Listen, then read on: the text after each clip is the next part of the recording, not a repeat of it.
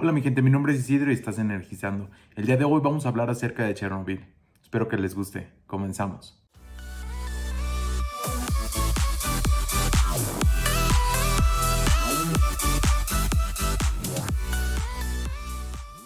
Desde la Revolución Industrial, la Unión Soviética se había enfrentado al desafortunado dilema de poseer grandes reservas de energía, pero tener estas reservas ubicadas en zonas remotas e inaccesibles del país. En Rusia hay importantes yacimientos de carbón y petróleo, pero la mayoría de estos recursos energéticos se encuentran en Siberia, lejos de los centros de población y carga eléctrica de la parte occidental del país. Y a medida que la Unión Soviética y su economía se expandían tras la Segunda Guerra Mundial, los ingenieros rusos empezaron a considerar la energía nuclear como una opción viable y empezaron a ver la energía nuclear como una fuente de energía ideal, una que podría ser cerca de los centros de carga eléctrica, pero que no requeriría tener que transportar pesados combustibles fósiles desde Siberia. En 1970, como parte de un gran programa nuclear a nivel nacional, los soviéticos comenzaron a construir un complejo de energía nuclear en el sitio de Chernobyl. El sitio, ahora ubicado en el país independiente de Ucrania, tenía varias ventajas. Estaba a solo unos 90 kilómetros al norte de Kiev, una ciudad con más de 2 millones de habitantes y una presencia significativa de industria pesada. A esta distancia, el sitio de Chernobyl estaba lo suficientemente cerca como para abastecer la red eléctrica de la ciudad, pero lo suficientemente lejos como para que la ciudad probablemente no se viera afectado si hubiera un accidente nuclear en la planta, o por lo menos eso era lo que se pensaba. Se construyeron un total de 4 reactores en el sitio de Chernobyl, en lo que ahora es el borde norte de Ucrania, a solo 20 kilómetros al sur de la frontera con Bielorrusia. Estas plantas estaban ubicadas en las orillas de un lago artificial que se había creado bloqueando el río Pripyat. El lago proporcionaba agua de enfriamiento para los 4 reactores de la planta de energía y proporcionaban un medio conveniente para inyectar el calor residual del reactor. Los 4 reactores de Chernobyl compartían el mismo diseño soviético, el del reactor RBMK, que significa reactor de canal de alta potencia.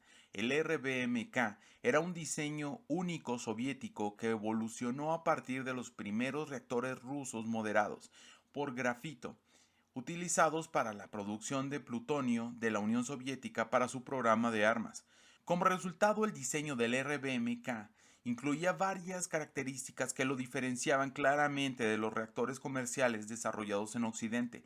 El núcleo del reactor estaba compuesto por bloques de grafito dispuestos en forma cilíndrica, con una altura de 7 metros y un diámetro de 12.2 metros.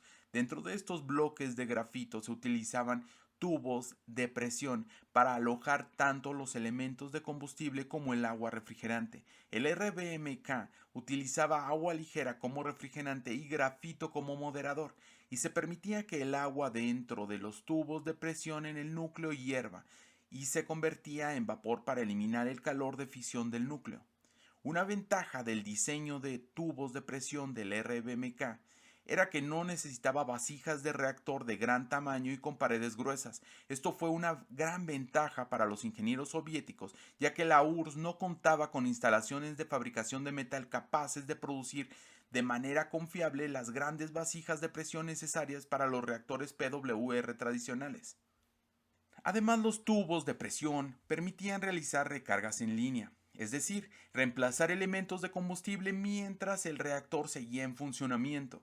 Los rusos no consideraron esencial la construcción de estructuras de contención en el diseño del RBMK debido a su creencia en la baja probabilidad de que ocurriera un accidente grave. Consideraron que gastar una gran cantidad de dinero para protegerse contra un riesgo mínimo era innecesario. Como podemos ver, lo que querían hacer en la Unión Soviética era un reactor a bajo precio y con el máximo beneficio, y al final les salió muy caro. Los reactores occidentales están diseñados con un coeficiente de retroalimentación negativo de potencia del núcleo. Esto significa que si un error pasa, todos los mecanismos dentro lo que hacen es apagar todo. y reducir al mínimo la actividad en el núcleo. Por lo tanto, cualquier evento inesperado tiende a disminuir la posibilidad de que ocurra un accidente. Sin embargo, el reactor RBMK tenía un coeficiente de retroalimentación positivo bajo ciertas circunstancias, y esas circunstancias se cumplieron el día del accidente. Irónicamente, el accidente de Chernobyl ocurrió durante una prueba para aumentar la seguridad de los reactores RBMK. La prueba consistía en determinar si la energía generada por la turbina de vapor podría utilizarse como respaldo eléctrico en caso de un apagón del reactor. Los reactores diésel de respaldo de Chernobyl tenían un tiempo de arranque lento, lo que representaba un riesgo. Durante la prueba, se intentaría conectar la turbina de vapor a la red eléctrica de emergencia para alimentar las bombas de agua de enfriamiento. Esta prueba ya se había intentado antes en Chernobyl, pero era difícil de realizar debido a la inestabilidad del reactor a bajos niveles de potencia. Los eventos específicos que llevaron al accidente de Chernobyl comenzaron el viernes 25 de abril de 1986. La sala de control estaba ocupada por varios operadores, incluyendo a Leonid Toptunov, el operador senior de turno, y Alexander Akimov, el supervisor de turno. Ambos estaban supervisados por Anatoly Dyatlov, el supervisor de la planta, quien presionaba para completar la prueba a pesar de los problemas técnicos que existían. Muy temprano en la mañana, alrededor de la 1 a.m., los operadores de la sala de control de la unidad 4 del reactor iniciaron una reducción planificada de la potencia, que disminuyó la potencia del núcleo en aproximadamente un 50%, hasta llegar a 1600 megawatt térmicos. Por la tarde del día 25, la Junta de Electricidad Central solicitó que no se realizaran más reducciones de potencia en la planta para asegurar que se cumplieran las necesidades de energía local. Al mismo tiempo, como parte de la prueba, se apagaron los sistemas de refrigeración de emergencia del núcleo. Aproximadamente a las 11 p.m. del viernes por la noche, la demanda de electricidad local había disminuido y el despachador de cargo dio permiso para que la unidad 4 de Chernobyl continuara con la reducción de potencia. En este punto ocurrió otro paso en una serie de eventos desafortunados cuando la unidad de control automático del reactor no se ajustó al nuevo nivel de potencia más bajo. Los operadores habían restablecido el sistema de monitoreo del reactor al nivel solicitado, pero no habían restablecido el control automático del reactor. La respuesta del reactor fue una caída dramática en la potencia, hasta 30 megawatts térmicos, aproximadamente el 1% del nivel normal de funcionamiento. En efecto, el controlador automático insertó las barras de control, lo que redujo drásticamente la potencia total del núcleo más de lo previsto. A medida que la potencia del reactor Chernobyl 4 disminuía, ocurrió un envenenamiento por xenón. El envenenamiento por xenón es un fenómeno bien conocido que ocurre en los reactores cuando se reduce la potencia después de haber estado operando a altos niveles de potencia. En el reactor Chernobyl 4, el envenenamiento por xenón contribuyó a disminuir la potencia del núcleo hasta llegar a niveles apenas críticos de 30 megawatts.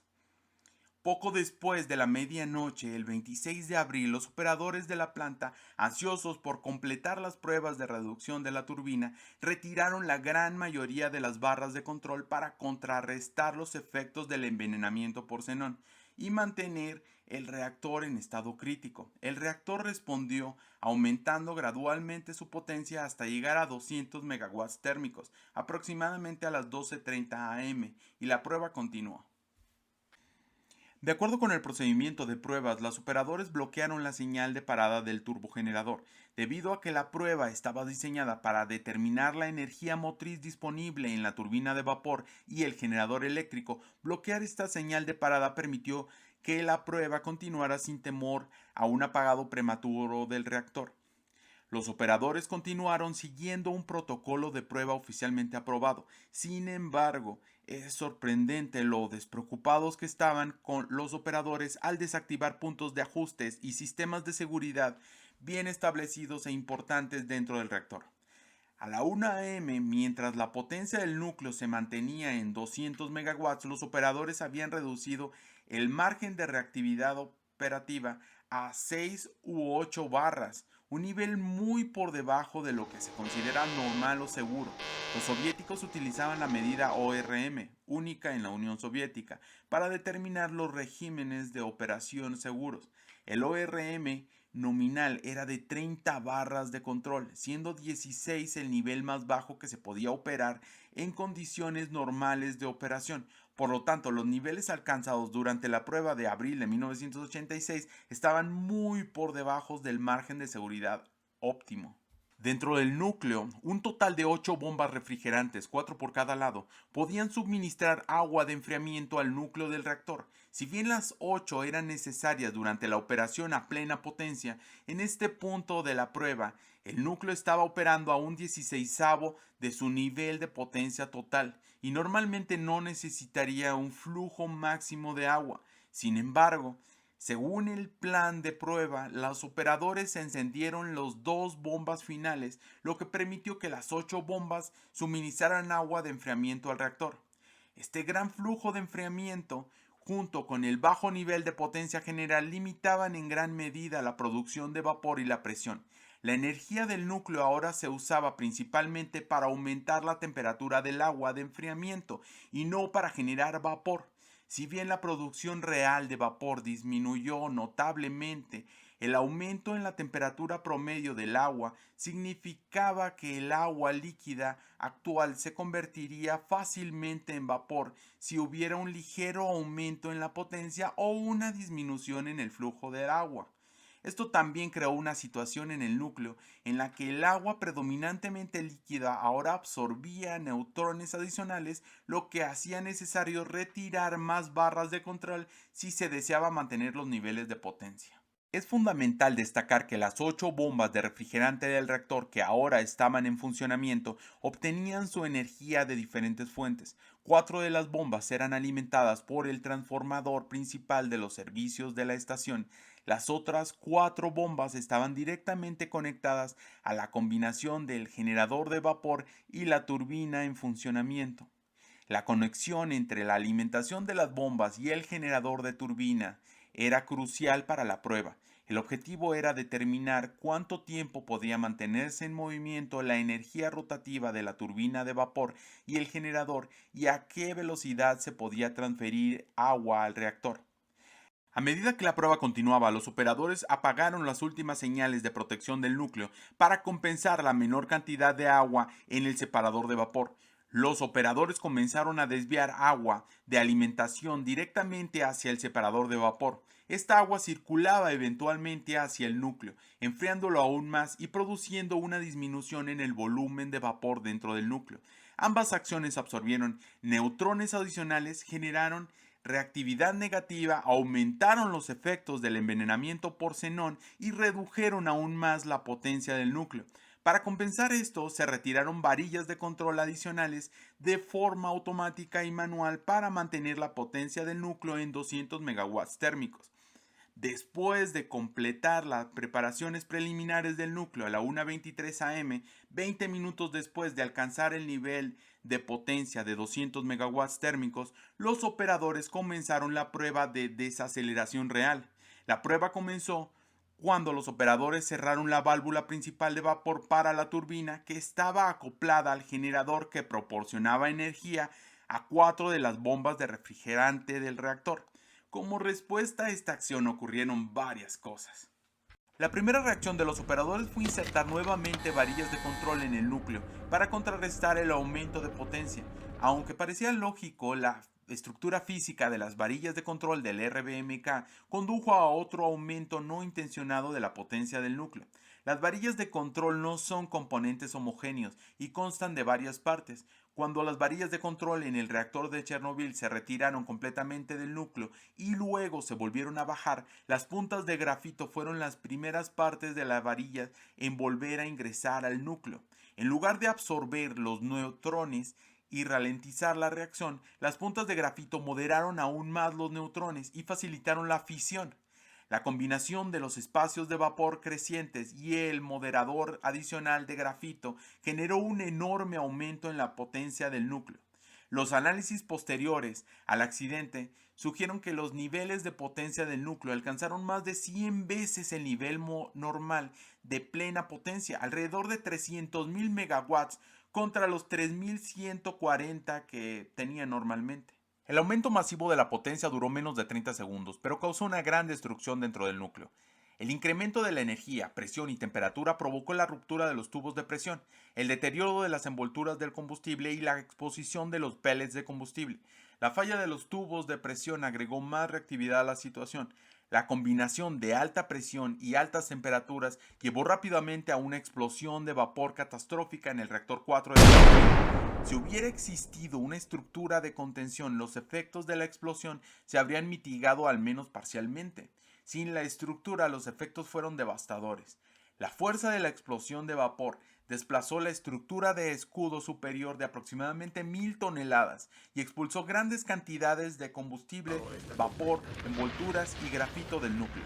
Se produjeron incendios en el techo del edificio de la turbina adyacente y además, como se ha observado en otros accidentes nucleares, la envoltura de combustible de circonio reaccionó con el vapor y generó gas de hidrógeno. El accidente fue claramente audible en la sala de control, lo que indicó de inmediato a los operadores que había ocurrido un evento catastrófico. La primera respuesta del personal de la planta fue iniciar la refrigeración del núcleo mediante las bombas de agua de emergencia y auxiliares. Sin embargo, debido a la gravedad del daño, esta agua no fue efectiva para enfriar las partes restantes del reactor. Es importante destacar que la explosión que ocurrió en Chernobyl fue una explosión física de vapor, no una explosión nuclear. Las explosiones nucleares son el resultado de la reacción controlada de fisión o fusión de material nuclear altamente enriquecido, como el utilizado en las armas. El combustible utilizado en las centrales nucleares no es suficientemente enriquecido como para generar una explosión nuclear. Bueno, pues hasta aquí llegó la primera parte del video de Chernobyl. Espero que les haya gustado. Déjenme su like, suscríbanse y comenten cualquier otro tema que quieren que toque en el canal. Nos vemos en un próximo video. Bye.